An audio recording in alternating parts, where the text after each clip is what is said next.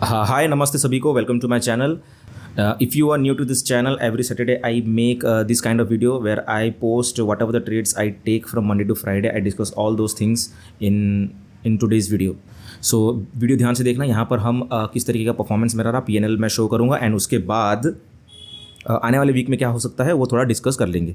War के चलते Nifty का जो मेरा कॉन्टेक्स्ट था वो पिछले हफ्ते से सेल ऑन राइज का था मेरा जो कॉन्टेक्स्ट. बट जब भी प्राइस गैप डाउन होता था तो मैं सोचता था कि चलो ठीक है यहाँ से प्राइस ड्रॉप होगा तो मैं पुट बाय करता था, बट प्राइस रिवर्स मार देता था. मैं भी तुम्हें वीडियो में दिखाऊंगा, चार्ट में लेके मैं तुम्हें दिखाऊंगा कि किस तरीके से प्राइस गैप डाउन होता है, फिर उसके बाद रिकवर करता है, वहाँ पर मेरा स्टॉप लॉस हिट होता है, फिर अगेन प्राइस नीचे आ जाता है. फिर वही सेम स्टोरी जो मैं टारगेट डिसाइड करा था नेक्स्ट डे वो गैप डाउन होकर वो टारगेट कंप्लीट कर देता है, फिर अगेन वहाँ से बाउंस मारता है, फिर वापस से नीचे गिर जाता है. सो ये 3-4 दिन से हुआ एंड उसमें काफ़ी स्टॉप लॉस हिट हुआ. एंड उसके बाद कल मेरे को एक ट्रेड मिला, उस ट्रेड में मेरा पहला एंट्री मिस हो गया. तो पहला एंट्री मिस हुआ तो मेरा फिर नेक्स्ट सेकंड सेटअप जो था वो एक्टिवेट हुआ. वहाँ पर मैंने ट्रेड लिया. वहाँ पर फिर ट्रेड लेने के बाद जो मैंने टारगेट एंटिसिपेट किया था, जो मैंने टारगेट एक्सपेक्ट की थी वो टारगेट हिट हुई. बस मेरा काम था कि वहाँ पर पेशेंटली बैठना. तो इस वीडियो में मैं दिखाऊंगा कि किस तरीके से वो टारगेट मैंने डिसाइड किया था, प्लस किस तरीके से वो ट्रेड मैंने लिया था, किस तरीके का मेरा थॉट प्रोसेस था. अगर तुम्हें इस चीज़ से अगर सीखने मिलता है तो तुम वीडियो देख सकते हो. सो मैं अभी डायरेक्ट तुम्हें चार्ट पे लेके चलता हूँ. चार्ट पे ये मेरा चार्ट है. सो इस चार्ट में अगर तुम देखोगे ये 1 आवर टाइम फ्रेम है.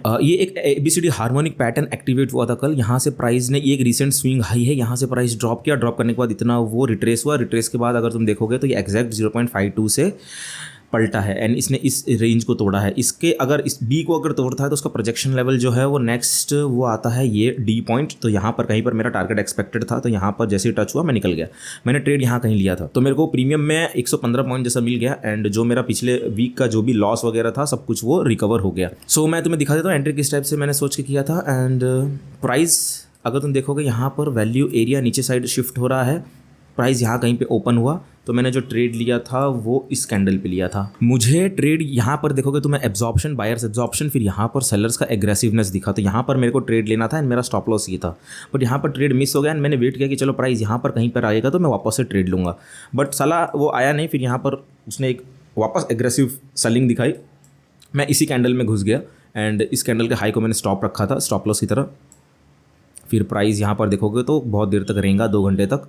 फिर उसके बाद यहाँ पर कहीं पर आके वो वापस से सेलर्स एग्रेसिव हुए. ये एरिया जो था वो वीवैप वाला एरिया था, डेली वीवैप. अगर मैं तुम्हें दिखाऊं डेली वीवैप का तो ये रहा वो एरिया. ये वो एरिया था जहाँ पर वापस से एग्रेसिवनेस और डेटा जो था ऑप्शन का डेटा वो भी नेगेटिव था.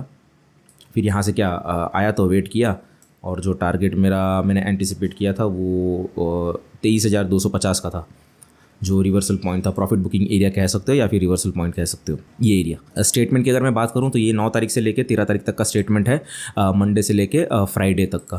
तो यहाँ पर एक स्टॉप लॉस हिट हुआ 2,000 रुपये का. मेरा जो स्टॉप लॉस होता है डेली लिमिट वो हिट हुआ. फिर यहाँ पर कुछ 900 रुपये का लॉस हिट हुआ क्योंकि ट्रेड गलत जा रहा था तो मैं उससे पहले मैंने एग्जिट कर दिया. फिर यहाँ पर कहीं पर स्टॉप लॉस हिट हुआ. फिर यहाँ पर वो कुछ समवेयर अराउंड 7,000 का प्रॉफिट हिट हुआ क्योंकि 115 पॉइंट जैसा ट्रेड मिला था.